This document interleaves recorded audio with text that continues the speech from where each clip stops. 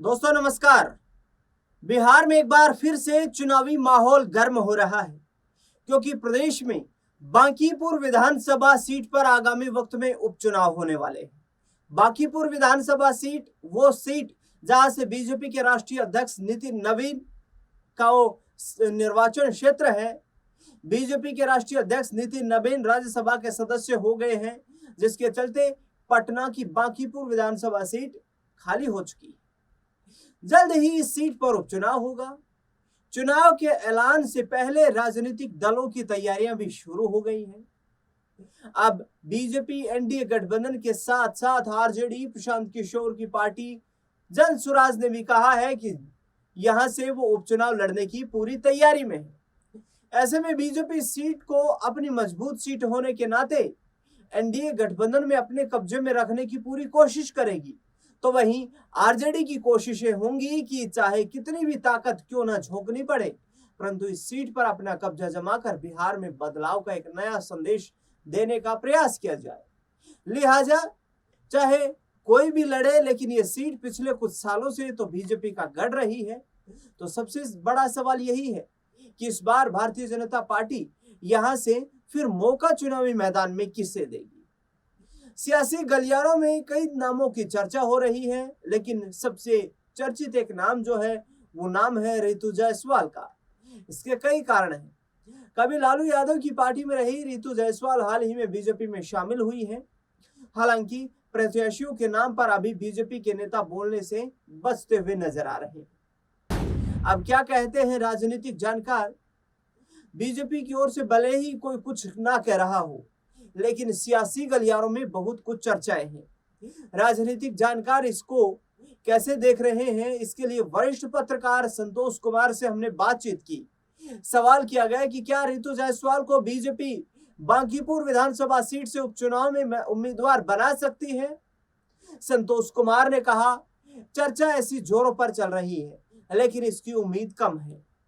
संतोष कुमार आगे कहते हैं, रितु जायसवाल ऐसे समय में आई है जब बांकीपुर में विधानसभा का उपचुनाव है। पहले से जो देखा गया है, बीजेपी कार्यकर्ताओं को ज्यादा तरजीह देती है। पटना कायस्थ बाहुल्य इलाका है। बांकीपुर और कुम्हरार में हमेशा से कायस्थ विधायक ही रहे हैं, लेकिन 2025 में कुम्हरार से पुराने कार्यकर्ता संजय गुप्ता को टिकट दिया गया, जो वैश्य समाज से आते हैं। हालांकि वह चुनाव जीत गए। अब सिर्फ एक सीट बांकीपुर कायस्थ के लिए बची है। ऐसे में बीजेपी कायस्थ को नाराज नहीं कर सकती है। उम्मीद की जा रही है कि किसी कायस्थ समाज से ही उम्मीदवार चुनावी मैदान में बीजेपी या एनडीए गठबंधन की तरफ से हो सकता है। महागठबंधन और जन सुराज की इस चुनाव में स्थिति क्या रहेगी? बिहार विधानसभा चुनाव जो नवंबर 2025 में संपन्न हुए थे, चुनाव में बांकीपुर विधानसभा सीट से राष्ट्रीय जनता दल ने रेखा कुमारी को अपना प्रत्याशी बनाया था, जिन्हें इस चुनाव में कुल 46,363 वोट मिले थे। बीजेपी के प्रत्याशी नितिन नवीन ने इस सीट से चुनावी मैदान में भारतीय जनता पार्टी के उम्मीदवार के तौर पर चुनाव लड़ा और बीजेपी उम्मीदवार के तौर पर उन्हें करीब 98,299 वोट हासिल करके बड़ी जीत दर्ज की थी। वहीं प्रशांत किशोर की पार्टी जन सुराज को इस सीट से 7317 वोट मिले थे। जन सुराज ने बांकीपुर विधानसभा सीट से वंदना कुमारी को चुनावी मैदान में प्रत्याशी बनाया था, जो अपनी जमानत भी नहीं बचा पाई थी। लेकिन प्रशांत किशोर इस सीट पर अपनी मजबूत दावेदारी उपचुनाव में फिर से पेश कर रहे हैं। बीजेपी के लिए इस सीट से उपचुनाव में चुनौती यह होगी कि संगठन को कोई नितिन नवीन के कद का प्रत्याशी ढूंढने में मशक्कत करनी होगी। लिहाजा आरजेडी महागठबंधन या जन सुराज के पास हारे हुए प्रत्याशियों पर फिर से दांव लगाने का मौका है। प्रशांत किशोर का सम्राट चौधरी नीतीश कुमार मोदी पर निशाना। जन सुराज संस्थापक प्रशांत किशोर की कोशिशें हैं कि इस सीट पर किसी भी तरीके से अपने पक्ष में माहौल बनाया जाए, जिसके लिए वो राज्य में 6 महीने पहले हुए चुनाव को लेकर भाजपा और जेडीयू को निशाना बना रहे हैं। प्रशांत किशोर का मानना है कि विधानसभा चुनाव में बीजेपी और जेडीयू ने मिलकर बांकीपुर व बिहार के लोगों के वोट से खिलवाड़ किया। चुनाव नीतीश कुमार के नाम पर लड़ा गया, लेकिन 100 दिन के बाद ही सीएम सम्राट चौधरी को बना दिया गया। अब पीएम मोदी और सम्राट चौधरी जनता की बात तो सुनेंगे नहीं। तो ऐसे में जनता के पास एक बार फिर से मौका है कि वो वोट की चोट देकर सरकार के कानों तक अपनी बात पहुंचा सकते हैं। एक चुनावी जनसभा को संबोधित करते हुए प्रशांत किशोर ने क्या कुछ कहा, कैसे मोदी सरकार को निशाना बनाए और कैसे प्रशांत किशोर और नीतीश कुमार पर तंज कसा बयान सुनवाते हैं आप। जो लोग कह रहे हैं कि हम तो सम्राट चौधरी को नहीं बनाए थे, वो तो मोदी जी बना दिए, अमित शाह बना दिए, हम क्या करें? तो आप बताइए, मोदी जी आपसे बात करने तो आएंगे नहीं, आज भी नहीं आएंगे, 5 वर्ष के बाद भी नहीं आएंगे। कैसे मोदी जी को पता चलेगा कि सम्राट चौधरी को मुख्यमंत्री बनाने के निर्णय से आप खुश नहीं हैं? आपके पास हथियार है, आप वोट से मोदी जी को, भाजपा को बांकीपुर में हराइए, उनके पास अपने आप खबर पहुंच जाएगा कि जिस व्यक्ति का चुनाव किया है उन्होंने, उससे आप सहमत नहीं हैं। लोकतंत्र में आपके पास ये हथियार है। मोदी जी हो कि राहुल गांधी हो, जनता के पास सीधा हॉटलाइन है, हॉटलाइन है। जब आप बटन दबाते हैं एकदम घनघनाता है कान में नेता को तुरंत। आप एक बार समझ लीजिए, जितना चर्चा कर लीजिए, नेता डरता नहीं है, नेता को सिर्फ वोट का चोट समझ में आता है। एक बार आप बांकीपुर में भाजपा को हराएंगे तो मोदी जी को भी समझ में आएगा कि बिहार की जनता को खाली उसना अरवा का बात करके वोट नहीं ले सकेंगे। सिर्फ बांकीपुर में सुधार नहीं होगा। आप हमसे लिख लीजिए, 200 विधायक जो जीता है पूरे बिहार में, सब विधायक डर के मारे काम करना शुरू करेगा, क्योंकि उसको लगेगा कि जब बांकीपुर का किला ढह गया तो कोई सुरक्षित नहीं है। ये जनता की ताकत है, ये बांकीपुर की जनता के पास अवसर है। बिहार की जनता को रास्ता दिखाइए, उनकी मदद कीजिए, लोकतंत्र को जिंदा कीजिए। मेरी आपसे यही अपेक्षा है। ऐसे व्यक्ति को जिताइए कि पूरे देश में आप शान के साथ कह सके कि मेरा ये विधायक है, देखिए कितना पढ़ा लिखा है, कितना समझदार है, ईमानदार है, कर्मठ है, समाज में रहने वाला व्यक्ति है। जिसको आप लोग चुनिए, हमने घोषणा की है, जिसको सब लोग चुने उसी को उम्मीदवारी दी जाए। हम आपको निमंत्रण दे रहे हैं।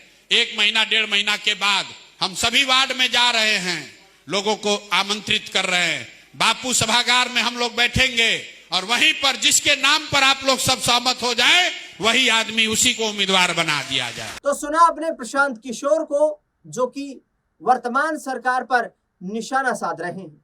अब समीकरण के हिसाब से समझिए। अगर जातीय समीकरण से समझा जाए तो विधानसभा में सबसे अधिक कायस्थ वोटर हैं।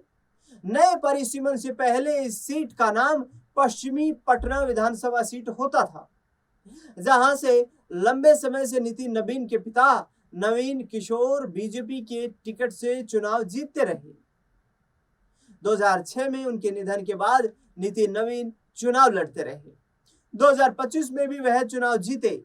कायस्थ वोटर के बाद इस क्षेत्र में वैश्य समाज की अच्छी खासी संख्या है।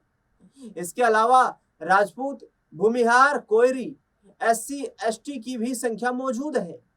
2025 के चुनाव में बांकीपुर विधानसभा सीट से नितिन नवीन को 98,299 वोट मिले थे।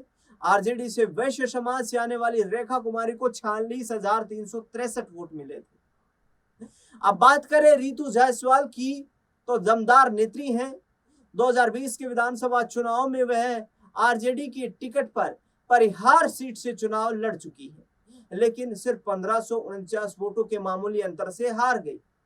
2024 में आरजेडी ने उन्हें शिवहर लोकसभा सीट से भी उम्मीदवार बनाया था। यहां से वे 29,143 वोटों के मामूली अंतर से हार गई थी। 2 बार चुनाव हारने पर आरजेडी ने उन्हें 2025 में टिकट नहीं दिया, तो वे निर्दलीय ही परिहार विधानसभा सीट से चुनावी मैदान में थी और दूसरे नंबर पर रही। ऋतु जायसवाल को परिहार विधानसभा सीट पर चुनाव लड़ते हुए 65,455 वोट मिले थे। आरजेडी की प्रत्याशी स्मिता गुप्ता तीसरे स्थान पर चली गई, जहां उन्होंने 48,534 वोट हासिल किए थे। तो ये कुछ बांकीपुर का सियासी समीकरण है। बीजेपी की कोशिशें रहेंगी कि उनके राष्ट्रीय अध्यक्ष की सीट है, तो इस सीट पर ताकत झोंककर, क्योंकि बाय इलेक्शन को ये माना जाता है कि सरकार के पक्ष का चुनाव होता है तो कहीं ना कहीं एडवांटेज जो है वो सत्ता पक्ष को मिलता हुआ नजर आता है। लेकिन विपक्ष का लगातार कहना है कि जिस तरीके से चुनाव किसी और के चेहरे पर लड़ा गया, सीएम किसी और को बना दिया गया, बीजेपी की इस खेल में नीतीश कुमार को फंसा लिया गया और बिहार की जनता से खिलवाड़ कर दिया गया, तो क्या बिहार की जनता अब बांकीपुर विधानसभा उपचुनाव में बीजेपी को, एनडीए को झटका देगी या फिर एनडीए बीजेपी सरकार के साथ ही चलेगी? ये आने वाले वक्त में उपचुनाव के नतीजों में देखने को मिलेगा। इस मुद्दे पर आपकी क्या राय प्रतिक्रिया है कमेंट बॉक्स में बताना बिल्कुल ना भूलें। देश दुनिया से जुड़ी बड़ी खबरों के लिए लगातार जुड़े रहे हमारे साथ। धन्यवाद।